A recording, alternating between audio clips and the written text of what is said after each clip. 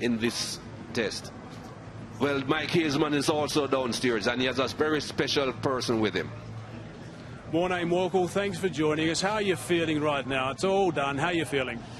Hazy, it's tough to put it in words. Obviously very emotional, but yeah, it's been a great journey, and I'm so grateful for all the opportunities I was given, and to go out now on a high, especially like the way we did today. The mission was to beat the Aussies here on home turf, and to accomplish that is a special feeling. Can you believe what Vernon Philander did this morning? Thank you, Vernon Philander. There was a couple of sore bodies in the change room, but yeah, Vernon on the money this morning. And to get also his CV today, we're going to celebrate it hard tonight. We were listening to some of the feature we did on SuperSport. I mean, it's quite remarkable. Not in your wildest dream did you think you'd be standing here after such a successful career. Yeah, no, it's funny how things work out, and I think the main thing is just to always keep on working hard, make the most of your opportunities. And today, I'm saying goodbye to a special bunch of guys, but it was unbelievable. I haven't finished with you yet, but I'm going to bring Hashim in as well. Hashim, I mean, what about this guy? It's his last game. What do you got to say about him? Yeah, I'm very sad. Really, it's starting this game, and everybody wanted something special to happen, and thankfully the team did an amazing job. Morné today was actually getting injured and still bowling. Honestly, it just epitomizes what Morné has done for us as a team. What he brings to us in the change room, on the field. Yes, I'm going to miss this guy. Really, I'm going to miss him dearly. That's the thread that all the players are saying. I mean, I was chatting to Otis last night. He said he didn't want you to go on the park and bowl last night, but you insisted. Actually, there's no ways I was going to sit in the change room, for the next 2 days. For me, like I said, to be on the field here was, it would have taken, they had to put me in a straitjacket, to be honest with you. So, I'm just happy that I managed to get through a couple of overs and, just to enjoy the atmosphere for one last time. Thank you. Sorry, can't even get the words out. And Hashim, I mean, what about this victory against Australia? I mean, you guys are a proud bunch. You like making history. You've done it. Yeah, surreal actually. We've been very fortunate, myself, Morné, and a couple of us who, most of the test series that we've played against Australia have been successful. And not many teams around the world can kind of have that accolade, and we're very blessed that we've managed to be part of those teams. This type of victory, the series has been a dramatic series for many things, on and off the field. So finish it off the way we did. Vernon, wow, the surgeon. I see the caption, you had the surgeon, and yes, absolutely, he was a surgeon today, and probably for the rest. I mean, he's been for the rest his whole career, 6-7 years now. He lands the ball on the spot and he makes us dance in the nets, and we saw how he made us dance today. Your cricket's not finished, definitely not finished, but you're going to miss these guys, I'm sure. You're going to miss them a lot. Yeah, it's a special bunch of boys and brothers, or rather, let me say that. I'm going to miss this environment. I'm going to miss playing, in front of our home crowds. But I'm excited for the new guy to step in and enjoy this journey. It's an unbelievable journey, and whoever that may be, he's in for a special time. Morné, you've been terrific throughout your entire career. Listen to the words from Hashim. It's just unbelievable to hear what the players think of you. That's the most amazing thing. Congratulations, mate. Thanks a lot. Thank you. And Hash, congratulations on your summer as well. Terrific stuff. Thanks, Andy. Right, Mark, over to you. And congratulations to South Africa.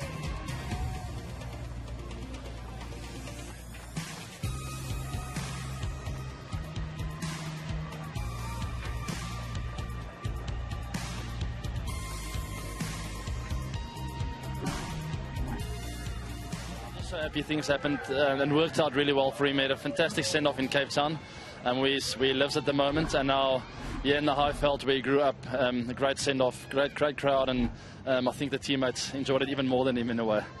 I think we should also note that it's been a good decision to return this summer by you. I'm very happy. I mean, I'm enjoying my cricket. The environment makes it so easy just to come in and enjoy yourself and to play the best cricket that you can possibly play, and I think it showed this summer that I was really happy and just enjoying my cricket. Given the defeat in Durban, how do you rate in your career the innings in Port Elizabeth? Yeah, the innings-wise, it was right up there. I mean, the chips were down. They were starting to run through our order again. So lots of emotions were running through my head, and then finishing up with a really nice knock. The tail end is chipping in with me. I think it's right up there, one of the best I've played. But then I've got to touch on the series, probably the best series I've been a part of in my career. And finally, you didn't have to bowl today. Thank goodness for that. Yeah, I was asked by the captain to be ready just before tea, somewhere around those lines, and before the second new ball. Thank goodness we didn't get to that. I bowled a few warm-up deliveries, so I was ready in my mind, but my body was telling me, please don't do this yourself. AB, thanks so much for your time. We're just about ready for the presentation. Great to chat. Thank you, Mark. Thanks, guys.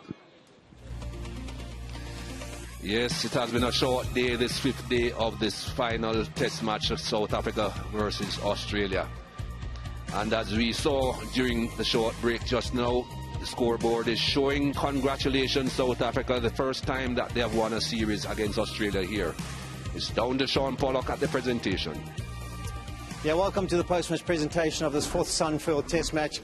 The end of the series, a keenly contested series. South Africa managing to wrap it up 3-1 in the end. We'd like to thank Sunfield for their continued support of Test cricket in this country, and also introduce you to the presentation party. First of all, we've got Tabang Maroy, who's the acting CEO of Cricket South Africa, Shabir Mohammed from the Willerton Group, and Mohammed Massa, the Vice President of Gauteng Cricket. A lot of interviews to do today, man of the match, man of the series, the captains, and Morné Morkel. But before we get there, the Sunfield Education Trust, through the series, has raised 980,000, and that'll be donated to Cricket South Africa. That's used for young, capable, developing young cricketers who are still getting educated while they're learning their trade of playing cricket, and that'll be for bursaries. So it's a fantastic initiative done by Cricket South Africa. Okay, let's move on to the Australian captain, Tim Paine.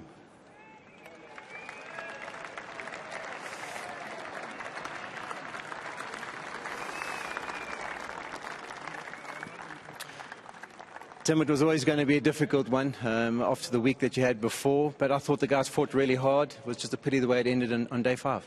Yeah, it has. It's been a really challenging week. Can't doubt, I suppose, our effort. Yeah, but just weren't able to, I suppose, come to grips with what's happened in the last week and fully apply ourselves mentally on the ground. So when you're slightly off in Test cricket against a world-class opposition like that, you're going to be found wanting, and we certainly were. Okay, going just to the cricket, first of all, the bowlers seemed to go pretty well, but it was the batting that let you guys down. No 100 partnerships, no hundreds for the series. That would be disappointing for a side who's prided themselves on performing that well with the bat. Yeah, absolutely. You're not going to win too many series without a Test match 100. So that's something we've got to address. We've obviously lost two of our best players, two of the best players in the world. So that's going to be a huge gap for us to fill. And obviously Cameron Bancroft is our leading run scorer in the series. So we've got some huge gaps we need to fill. But on the flip side of that, it's a huge opportunity now for guys to stand up and play a long period of Test cricket for Australia and hopefully cement themselves. Your thoughts on how the South Africans played? Oh, they were outstanding from the Durban Test match. They've just completely outplayed us. And, whatever's happened to us this week has happened, but I don't think we can hide behind the fact that purely on skill, they've just completely outplayed us, and they've been far too good. It brings to an end a difficult tour for you guys. A bit of a break until the next Test series, time to settle things down? Yeah, we've got a fair bit of time now, so it'll be good for guys to get home and take a deep breath from everything that's happened. And as you said, then in the next couple of weeks, start to focus on our next series, which is Pakistan in the UAE. So it's exciting again for a new group now that we can start to rebuild a new culture and hopefully perform a hell of a lot better than what we did in this Test match. Okay, well, thanks for your thoughts. Thanks for coming to play in South Africa, and travel safe. Thanks for having us. Cheers. Thank you. Australian captain Tim Paine. Next, we move on to this match, and there were some quality performances, 100 from Aiden Markram, but at the end of the day, it was decided for a wonderful spell, particularly in the last day, 9 wickets in the Test match. Vernon Philander. He'll pick up his Man of the Match award from Mohammed Massa.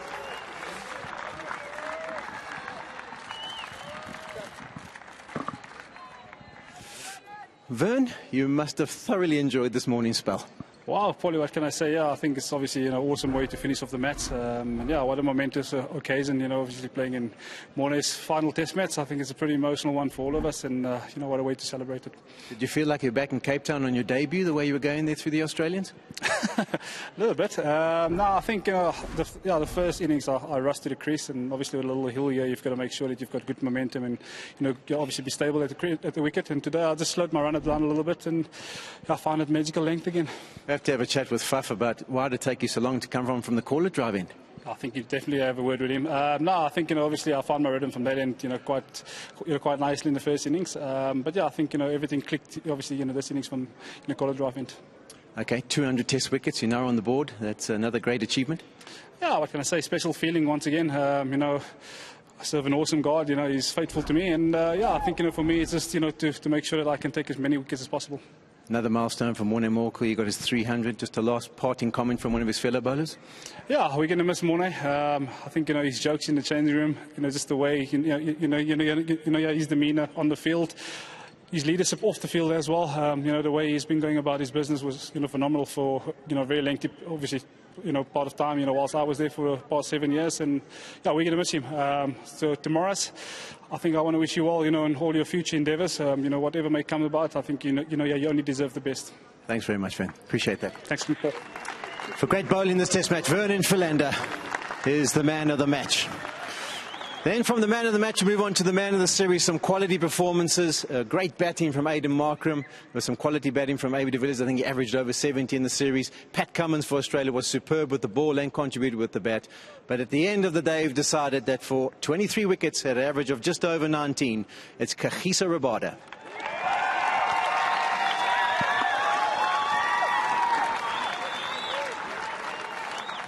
Picks up his man of the series award from Shabir Mohammed from the Willerton Group. KG, I've detected over the last 2 days you are very tired. You've put absolutely everything you could possibly put into the series. Yeah, it's been a long summer, a lot of games this summer, and yeah, at the end there it reflected. So yeah, not much of a rest coming up, but hopefully can regenerate some energy. South Africa went 1-0 down in the series. Then you were there to contribute with the man of the match performance to win that game, turn the series around and get it back on the right note for South Africa. You must look back on that with fond memories. Yes, Australia is a great cricketing nation, and they've proved to be over the years. And every time we play against them, we know it's not going to be easy. And we're under the pump the first test match, and it was nice to come back in PE. We're really determined to win that test match and take the momentum through to the others. And very proud of how we played. Also enjoying your time working with Otis and working some new skills? Yeah, it's nice to have Otis here.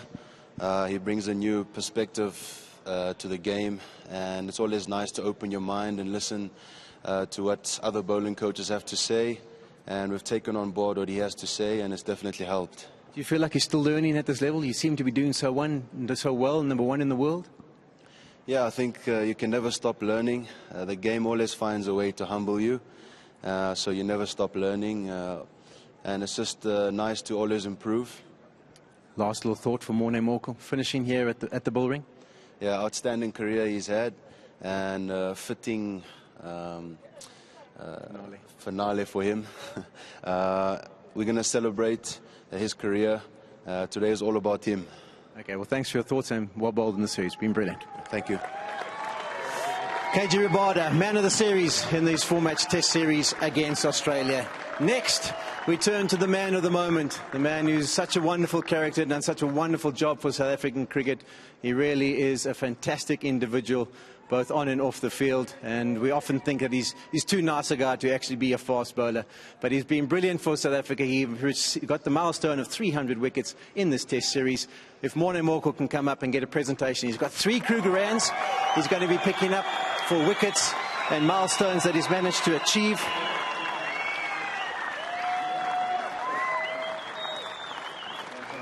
And then also there's the bronze boots, which Morné Morkel will be taking away with him. I don't know if you can see that, Morné, but they've asked the fans around South Africa to send in their favourite moments of your career, and they've put them on the plaque behind, and that's something that can stand in your mantelpiece. That's if Roz allows it to go in the house. We'll have to check with her first. Want to come and have a word with us? Okay, have your photo first.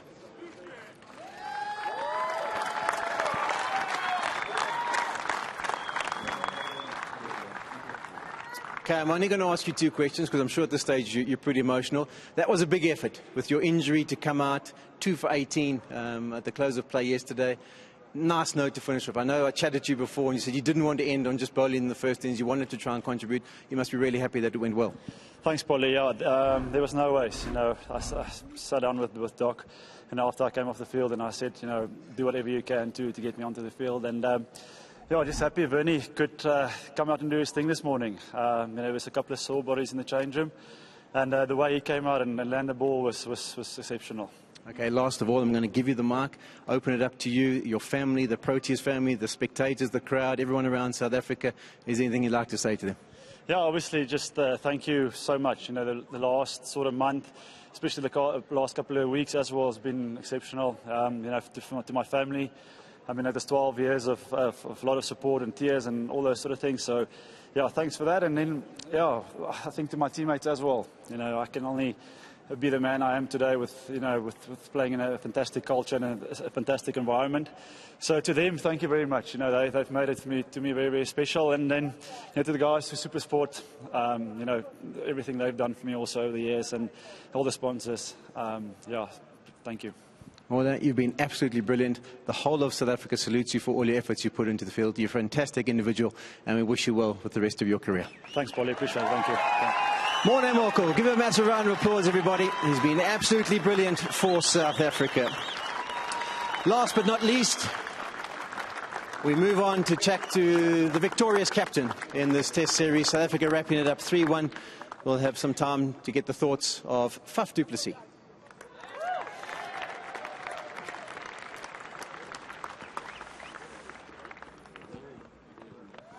Well, first of all, let's start off with just a word for Morné Morkel. It's anything you'd like to say? No, he's been a special player. There's been a lot of tributes to Morné over the last few days, and it's richly deserved. As you say, he's one of the nicest guys in cricket. He's been a great servant of the game. He's our funny guy in the change room. When times are tough, Morné is generally great to have around in the dressing room. So we're going to miss him as a human being a lot, and we'll also miss his talent on the cricket field. So whoever the next guy comes in will have some big shoes to fill. No doubt about it. He's a tall man. Just going down to this series, making history. Winning here for a long time. Haven't managed to get a win here in South Africa. You've also been to Australia and captained the side that won there. Must make you proud of these individuals. And just some thoughts on how they've gone. Yeah, this series has been remarkable, Polly. I think, 4 Test matches for your bowlers to get 80 wickets in a series says that your bowling is on top. Our batting unit, I think it was 500 scored this series, and I reckon 1 or 2 90s. So as a team, we've performed really well. You don't get the opportunity to play against Australia and beat them in a series 3-1. So that tells a lot about the cricket that you've played. Especially since that first Test match, the guys were extremely motivated to turn it around, and our cricket has been amazing. So it's been a long summer, as KG said, and a very successful summer for this Test team. So very, very proud captain standing here. Yeah, sometimes people don't realise the character is required to go from 1-0 down in a series to wrap it up 3-1. Yeah, it's Australia's a quality team, so they've got a very good record in South African conditions because they've got a really good seam attack. They started really well in Durban, but as I said, I've never seen our team so motivated after that first loss. The guys were hurting and they wanted to prove a point, and since then we've been unstoppable. Some good individual performances from the senior guys and the young guys who've come in. That must make you happy as a captain? Yeah, it was obvious to see before the series. The guys were extremely hungry, especially the senior players. We had some good discussions off the field, and the common theme that came out of especially the senior players was there was a real hunger to make big performances this series. So very proud of the guys, and a well-deserved break now coming up for some of the guys. But we're definitely looking forward to the next time we get together again as a Test team. Lastly, some thoughts for the Australians? Yeah, they were obviously a very strong team. They came over and played really good cricket. I thought their bowling was fantastic. Pat Cummins had a very good series. He bowled fantastically well. He challenged us the whole time. Obviously, there was a lot of off-field stuff that was difficult for them to handle, and that's why we thought, pushing them mentally as far as we can. Even yesterday when we batted for so long, just mentally we knew that today would be really tough for them. So very, very happy to wrap it up this morning, to give you some time to go play golf. You think I'm going to be able to get away to do that? Okay, anyway. Well, thanks for your thoughts, Faf. I think your team's been absolutely superb. Congratulations on winning at 3-1. Go and pick up the series trophy, get the rest of your team in, and you can start the celebration. Thanks, Polly. Brilliant performance by the Proteas. That brings to a conclusion the post-match presentation and the live action for the 2017-18 season. Celebration time. Suppose a lot of champagne will be drunk by the South African team and the South African squad that took part in the series. Record-breaking occasion for the South African team. I've said it on so many occasions. They have not beaten Australia in their homeland since 1970. Of course, they were out of international cricket for quite a few years, but even after coming back in the 90s, they struggled in their own country. They beat them comfortably in Australia. And to have the turnaround on this occasion will be a joyous moment for everyone. Dale Steyn took a small part in the series, but he's a part of the celebrations, and he'll be looking forward to getting back into white to representing his country again. All smiles, the winners of the Sunfall Test series. Even Zach is getting in on the celebrations. Morné Morkel holding the trophy. His last time for South Africa, and the best way of ending your career. Setting a record, and himself can be very proud of how he performed in this test. So let's just look back on proceedings here. South Africa set Australia, well, forget the runs, too many, but gave themselves quite a bit of time in which to try and bowl them out, and that's how the South African bowling attack destroyed this Australia batting lineup. Have a look at that name, Philander, 6 of them. Morné Morkel, though, can be proud, as I said earlier on, of the way that he came back after injury. Got the openers. Maharaj chipped in as well with one wicket, that of Khawaja. Not too many partnerships. Highest partnership in this Australian second innings, just 34 between Hanscom and Burns. And they lasted just under 47 overs. Rabada, no wickets in this second innings, but his partner Philander made up for him, got 6. 13 overs, 5 maidens, 6 for 21. Maharaj, the 1 wicket, that of Khawaja, as was mentioned earlier. And Morné Morkel, just over 10.5 overs, 2 for 26. That's how this match went. South Africa 488 after winning the toss and electing the bat first. Bowled out Australia for just 221, but they were 96 for 6 and recovered to 221. Then South Africa went back in 344 for 6. So many people thought, why were they batting that long? Well, I think we heard the captain Faf du Plessis say exactly why he batted that long. Wanted to punish Australia as much as they can, both physically and mentally. We saw the end result. They capitulated for just 119 runs in their second innings. So a huge win by South Africa, 492-run victory. And they have won the series 3-1, and impressively, after losing that first test match to Australia by all of 118 runs. They just kept on winning after that. By 6 wickets, by 322 runs, and then by 492 in this, the fourth and last test match of the series.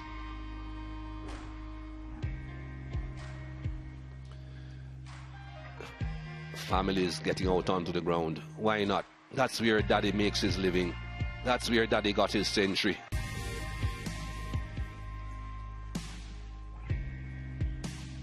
Just want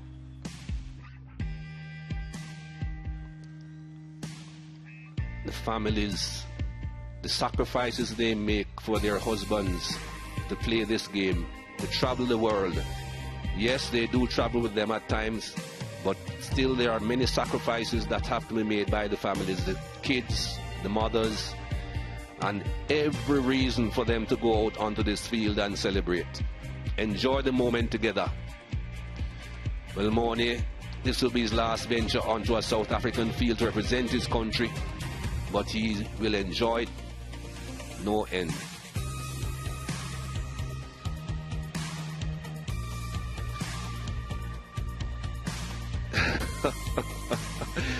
All fun and frolic.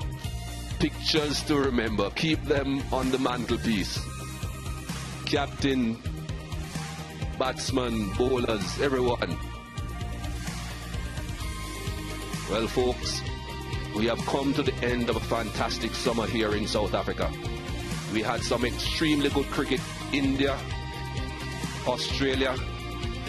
And we just want to say thanks for joining us. We hope you enjoyed it as much as we enjoyed bringing it to you. For all the international viewers who will not be hanging around, goodbye until next summer.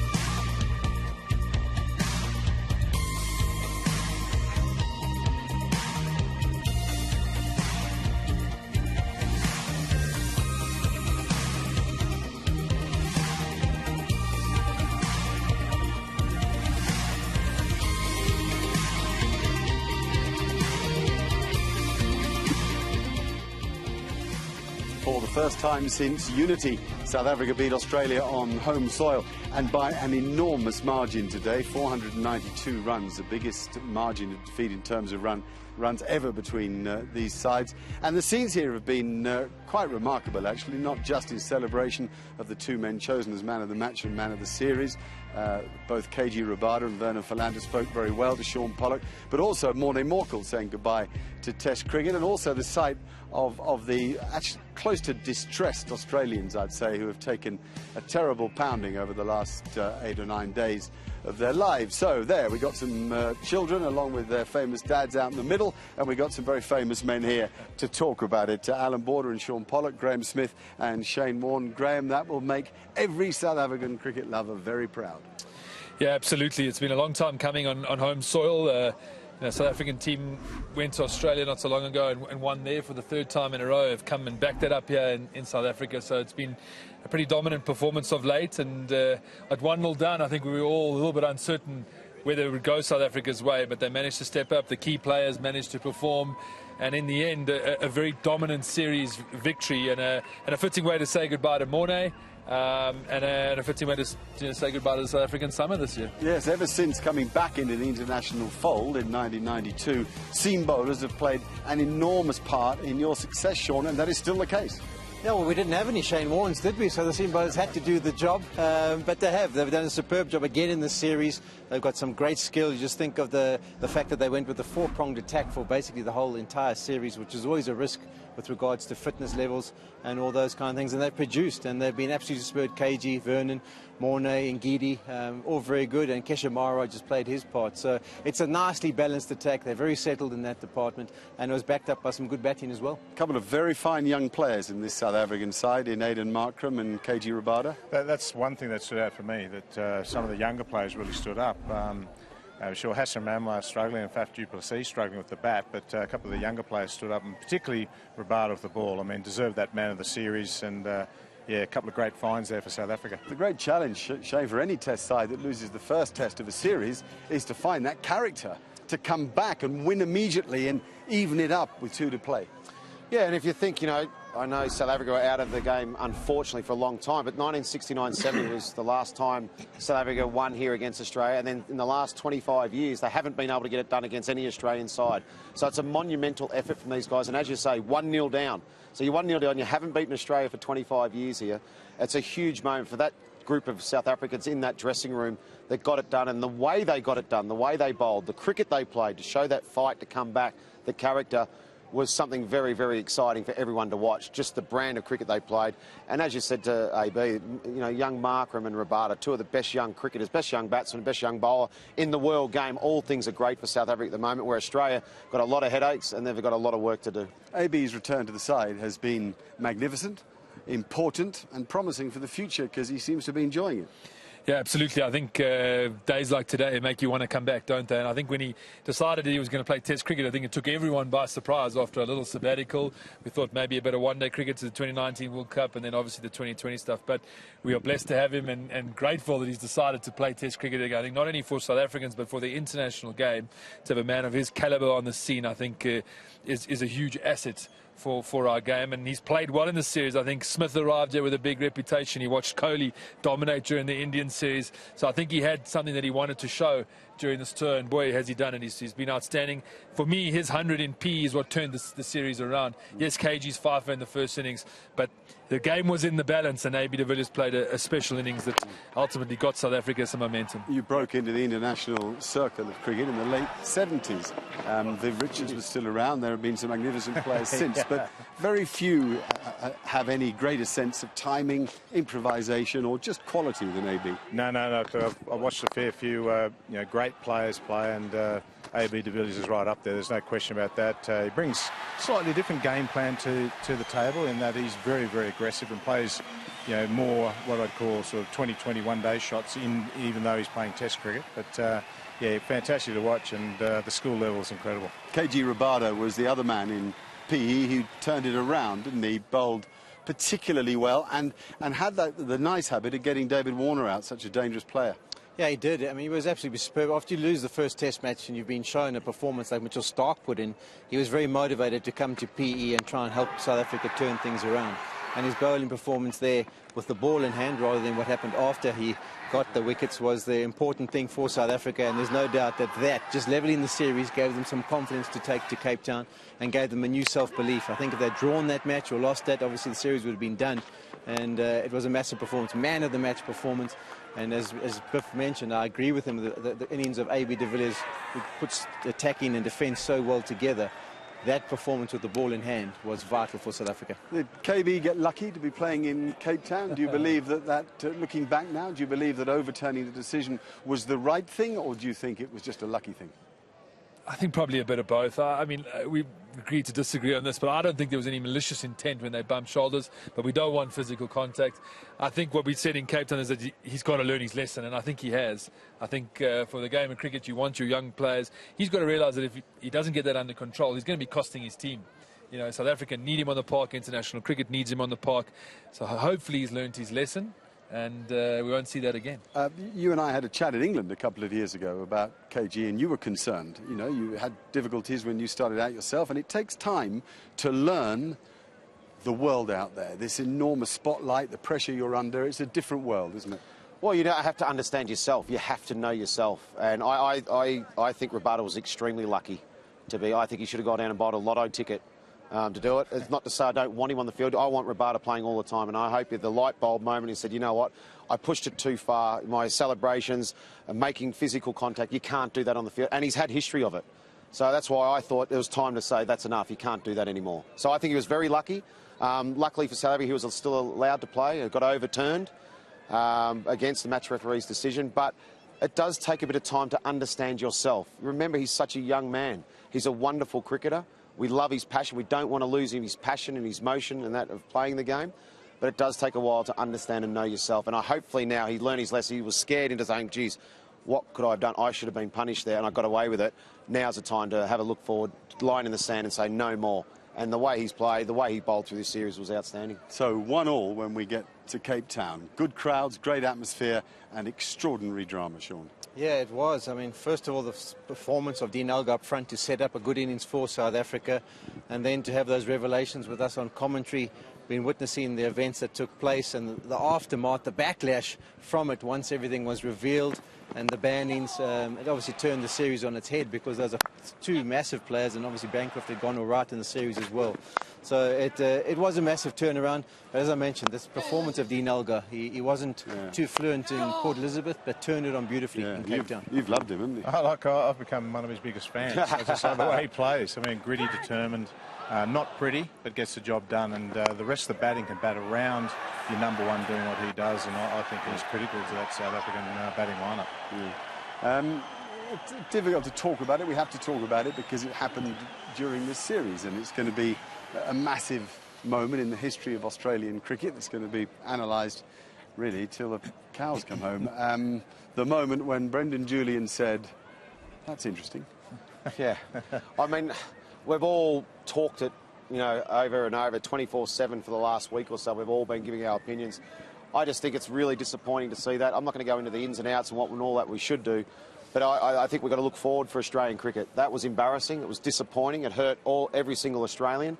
Some of us guys that played a lot, like AB and that, we all played a lot for Australia, and the way we played, we probably pushed the lines occasionally. I think it's an opportunity for world cricket, to everyone to look in their own backyard and say, are we playing in the right spirit of the game? Not just Australia. Australia have got a lot of work to do. They have got more work than anybody else to have a look at the culture, the way they play, because I think at times they push it too much. You know, we all did as well. That's just the way Australians play, and I think at times we've pushed it too far. But this side hasn't been popular for a period of time now, and why? You know, we're not out in the middle. We can only go what we see and what we hear and what we see with our own eyes. So for me, Australia, I think every single position on the field, off the field, starting from James Sutherland at the top, Pat Howard, who's in charge of cricket excellence, all these people, the coaches, batting coaches, like when are we going to produce a good batsman? So all these people need to be saying, right, who are they good enough for that position? Who else have we got to take their position? Because I think there's a few heads that have to roll. I think it's a line in the sand for Australian cricket, and it's time to say, right, this is unacceptable. We cannot play like we've seen this last 2 weeks, and what we've seen with Steve Smith, Warner and Bancroft, we don't want to see that ever again. Having said that, I know I'm jumping ahead, but the last Test match, if you lose Mitchell Starc, Steve Smith, David Warner, three best players, you're never going to have a good performance. They still should have done better than what they did. You know, if you took AB, De Villiers out, Markram and Rabada out of that South African side, you're going to see a completely different South African side too. But for me, don't worry about what they're doing. Australia now need to look at their own backyard. Everyone else needs to look at their own backyard. The ICC need to say, what sort of cricket do we want to play? Need to harsh penalties if someone steps out of line on any incident and say it's unacceptable. And how do we want cricket to be portrayed to the children, to the kids, to everyone that watches the game? How do we get them through the gates?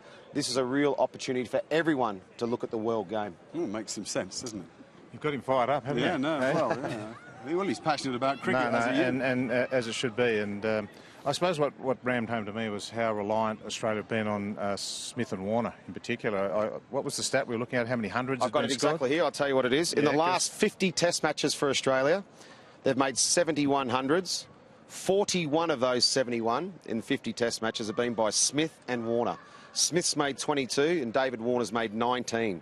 So 41 out of 71 hundreds in the last 50 Test matches. So that tells the story that a bit too reliant on those two, and suddenly they're not in the side, and we see that batting performance in this game. So, yeah, a lot of work to do for the Australians. All right, let's turn to something more joyous, and that, of course, was Morné Morkel in Cape Town. His 300th wicket, his last Test match on that famous ground.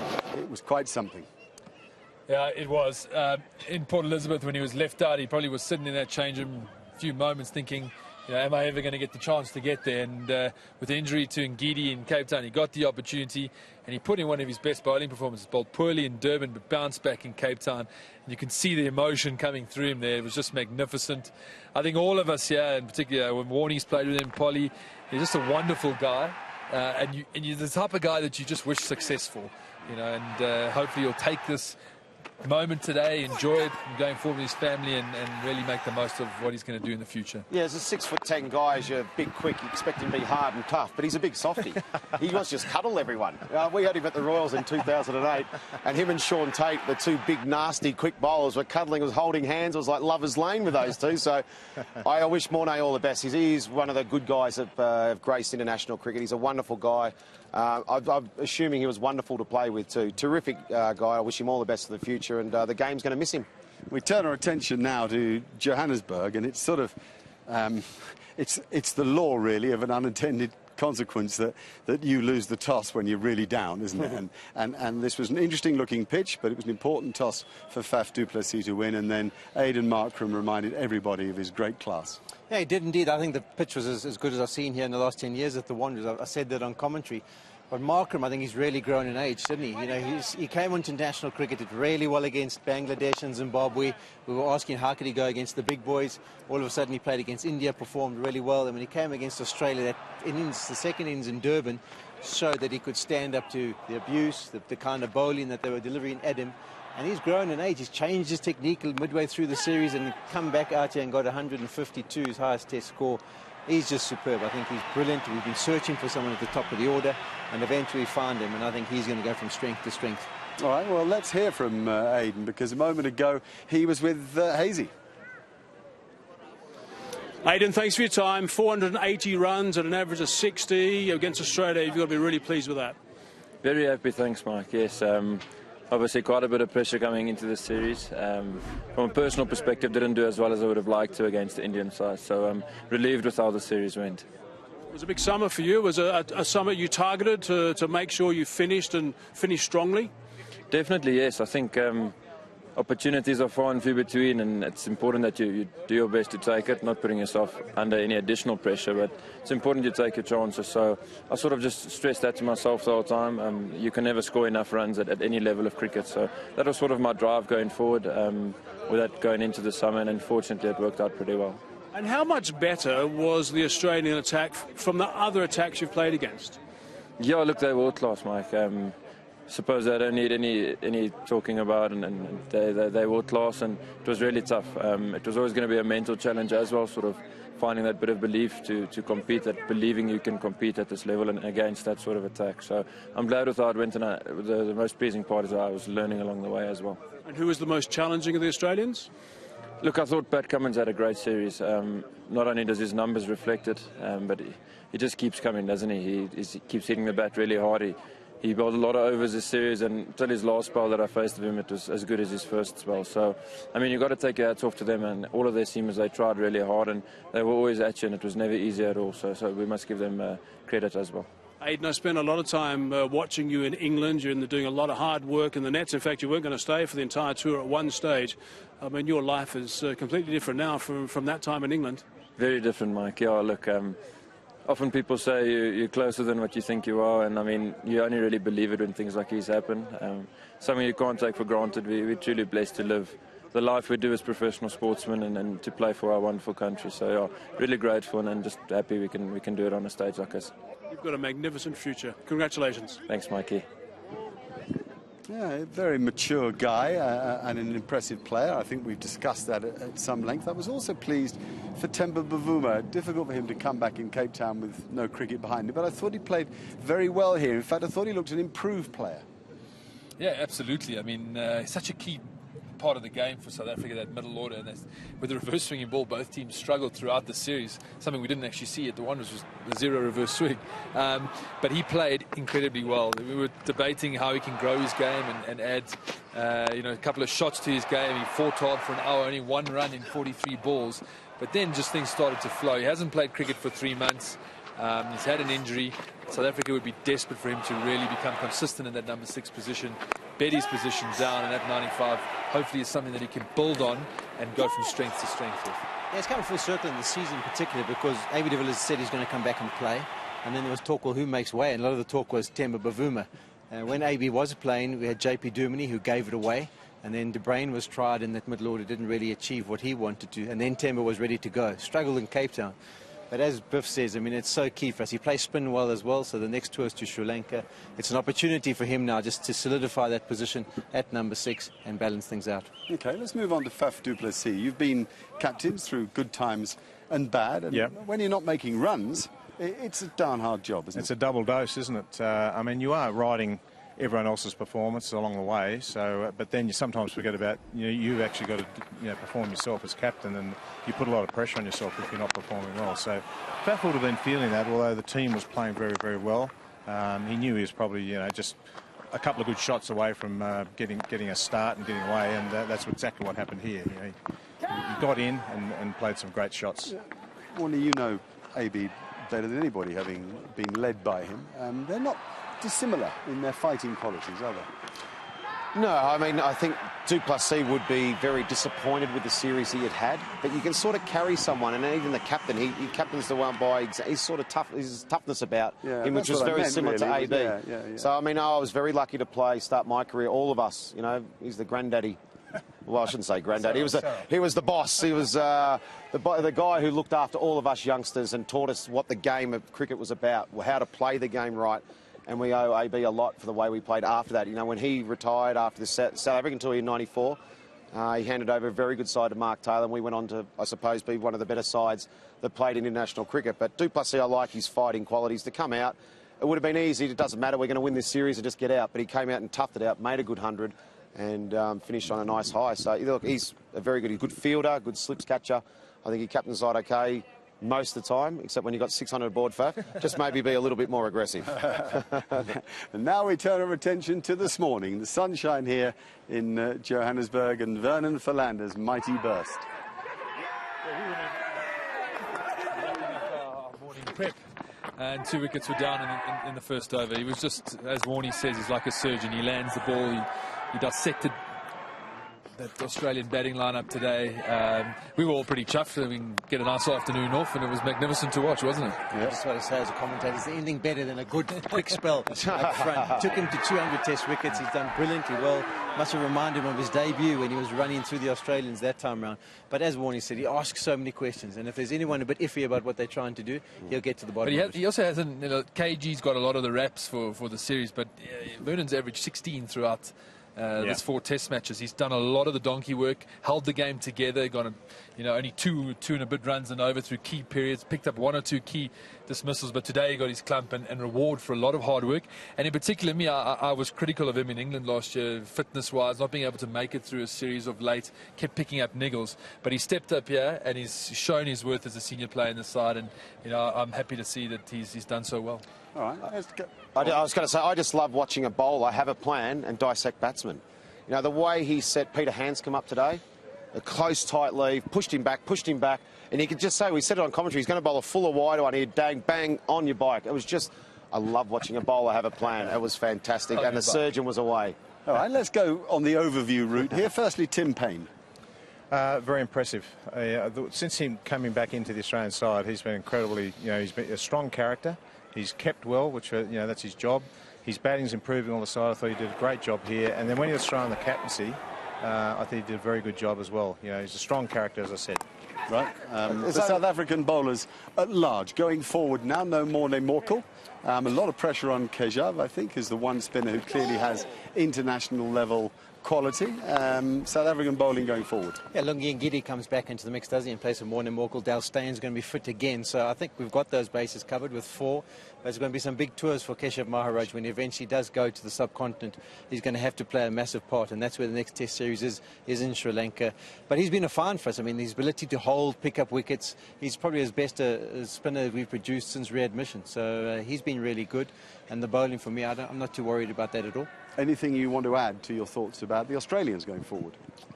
I think there's probably only 2 players that enhanced their reputations on this. This was Pat Cummins. I think we all love the way he plays cricket, and Tim Paine. I think the rest, there's probably a few pass marks like Hazelwood and Stark. I thought they bowled well. All the bowl. Lyon was okay too. But none of the batsmen at all enhanced their reputation. There's a lot to work on the Aussies. When you come to a tour like South Africa, you're going to get tested. Occasionally, I thought it was a pretty weak England side during the Ashes, and it covered a few cracks from the way Steve Smith played. As we all said at the time, yes, they play well, but it was mainly the Australian bowlers that did the work. And you can't keep batting like that and not give the bowlers a rest. The bowlers have to recover. They can't just keep coming out and getting you out of trouble. Eventually, the batsmen have to do it. So for me, there's a lot of work to do with the batsmen. We need to find some people with character. There's not too many guys knocking down the door, making hundreds after hundreds after hundreds and averaging 50. They're averaging all 30 to 35. So find some players with a bat that are prepared to fight. They've got some character and won't give their wicket away easy. I think that some of these techniques at the moment we're seeing are weird, odd, and as long as they're successful, I don't care how you play, but they ain't successful, so change it. It's like, if things aren't working the way you do things, the way you prepare, you've got to change it. These guys are batting with some really dodgy techniques, and they're getting proven that they're not good enough. So it's time to look at some players with a bit of character that are prepared to fight. OK, the leadership of South African cricket looks good. It seems as if Otis Gibson has slotted in well with Faf. Well, it's been a good test summer for the South African side. A lot of injuries to the Indian one-day series, and that was a bit of a disappointing period. But beat the #1 team in India. Australia arrived here. Always a tough contest with a lot of hype after the Ashes, and they've managed to win that series convincingly. So Otis, for his first home summer, I think will be very happy with how things are gone. I think we'll see Du Plessis in the position. He's a very important cog for this team in terms of leadership. Maybe 2019 World Cup, where we'll start to see one or two things shift. Maybe one or two guys walk away from the game, and that's going to be an important phase in South African cricket. Maybe Markram to step up into a leadership position. We'll just have to wait and see. All right, you've each got about a minute and a half now to think of your moment of the series. In the meantime, here's our round delivery of the day.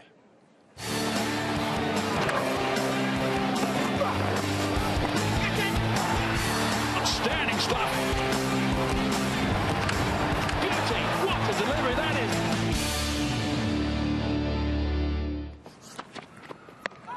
Bowled him.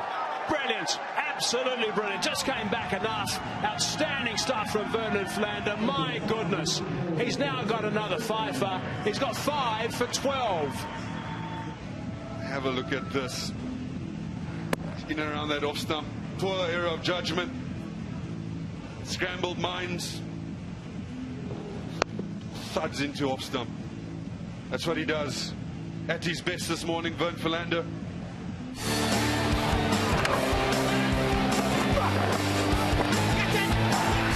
Outstanding stuff. Beauty. What a delivery that is. And first up in the moment of the summer, Alan Border. Well, I've got to be very patriotic, and for me, that performance of Mitchell Starc in the first Test match, the reverse swinging, just got wicket up and just turned the game Australia's way. So that first Test match, I'm hanging on to that. Shane? Look, there's obviously the standout ones, Rabada's spell and PE, de Villiers is 100, those ones, but I've gone for Pat Cummins. I think he's 4 for 8. When the game was 1-all, the series was 1-all, Australia were gone, and they needed something super special to give themselves a chance to be in the series. Pat Cummins, I think, got 4 for 8 off that 7 overs. So to me, I thought Pat Cummins was outstanding in the series. Very good. Sean? Yeah, I'm going to go, it was 2 for me. KG, his performance in PE was absolutely brilliant. To turn the game, to come from 1-0 down, to do what he did to get South Africa over the line. And then there's a soft spots moment was Morné Morkel's 5-wicket in Cape Town. He's a great chap. I'm glad he got his 300. Graham? Well, for me, the turning point in the series was de Villiers' 100. I think South Africa was stagnating and almost looked like they were going to fall behind the game. He came in, and that, for me, getting South Africa that lead the way better with the tail was my turning point in the series. But I have to also go for Dean Elgar, the gutsy left-handed opening batsman. He watched videos of you all his life. I want to play like Smitty. I want to play like Smitty. And I've never seen him catch so well ever in my life. So I've got to go. Well, the catch here could almost be the specific moment. It's funny you mentioned that, because I was going to be very contrary and go for the Elgar-Amla partnership when they got 40-odd runs in a session of play, and they got slagged off for it. And actually, given they were 1-0 down in the series, that, to me, is what held off the Australians and gave AB de Villiers the platform and deserves rather more credit than it got. Why don't we show the Dean Elgar catch anyway? Come on, let's show this Dean. It's worth a look. This is magic, isn't it? That Pure is a great magic. moment, great moment. Dean Elgar's watched this 150 times already last night. He didn't sleep watching this. I said to him at presentation, I still can't believe he caught it. The little nuggety man with a feisty character. Did he have posters of you on his wall? No, I played the cover drive a lot better than he. Super catch. Super catch, that. Yes. Quite brilliant, as Richie would say. Marvellous. Just the greatest thing you'll ever see. OK, we've had a lot of fun. We've had a bit of heartache. We've had days we want to forget, days that we'll always remember. We've had a great team behind that camera, and we've had a great team, I would venture to suggest, in front of it too. We thank Mike Hazeman, we thank Mikey Holding, we thank Robbie Peterson, and we thank Brendan Julian. I thank Shane and Graham and Alan and Sean and all of you for watching us, to be a part of this series. In fact, to be a part of SuperSport's production of this series has been a great privilege, with the news that South Africa won by 492 runs and took the series by 3-1. We say goodbye. Welcome everybody, the fourth test match in this extraordinary Sunfoil series. Traumatic, dramatic, emotional, but now we can turn our attention to a cricket match that South Africa desperately want to win. That's beautifully caught! Oh! Down the pitch he comes, through that gap at extra cover, goes to 97. It's a superb 100 at 2:10 in the afternoon of the first day's play. Aiden Markram brings the crowd of the Wanderers to its feet. Oh, there's a biggie. Oh, yes. Just speared it through that gap at straightest extra cover. This is a terrific little passage of play. Crowd behind it. Markram goes to 150. It's a fine Good Friday. Hello everybody and welcome. The biggest bull at the bull ring yesterday was Aiden Markram. South Africa should consider themselves to be in a very, very strong position at the moment. Oh yes, no. Yes, no, maybe, no. Oh, there's an edge, and the catch has been taken. First ball, there's an edge, and Temba Bavuma is going to finish on 95 not out. His dad rising in his seat. Brilliant stuff, Temba Bavuma. A magnificent day yesterday for the South Africans. For the Australians, play for your own pride. That's the key. Get stuck in and don't let yourself down. Well placed, well timed, and the partnership moves on to 99. And a first ever 50 for Pat Cummins. Keep spinning them, keep patient. Often in this game, if you're patient, you wait and you get things right, things will turn for you. That's close. Well, let's see what umpire Ian Gould says. Not interested. Preferred. Well, South Africa really needed that breakthrough.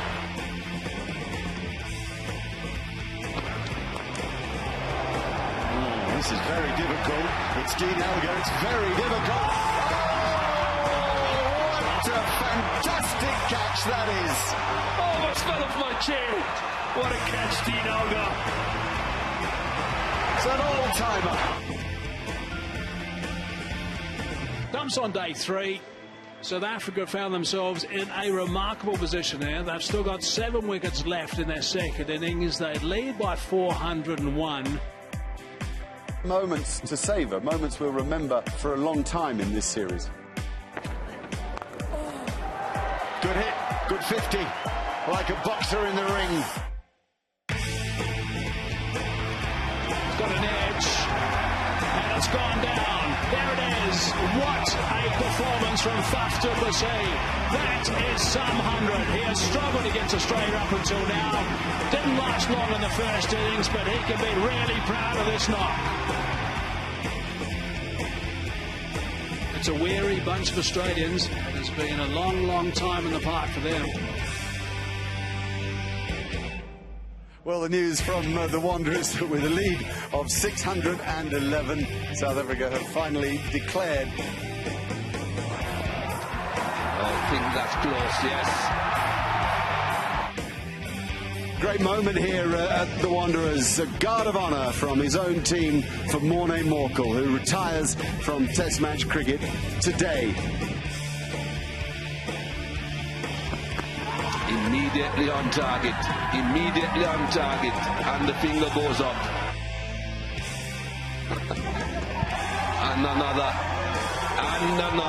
Vernon Philander. 200th Test wicket for Vernon Philander. What a brilliant performer he's been for South Africa. Bowled him. Brilliant. Absolutely brilliant. Just came back enough. Outstanding stuff from Vernon Philander. My goodness. He's now got another fifer. He's got 5 for 12. Well, what can you say? What a morning for South Africa, and what a morning for Vernon Philander. South Africa take the 4th Test match to the Wanderers. Standing effort from them. This victory takes it to a 3-1 series win over the Australians.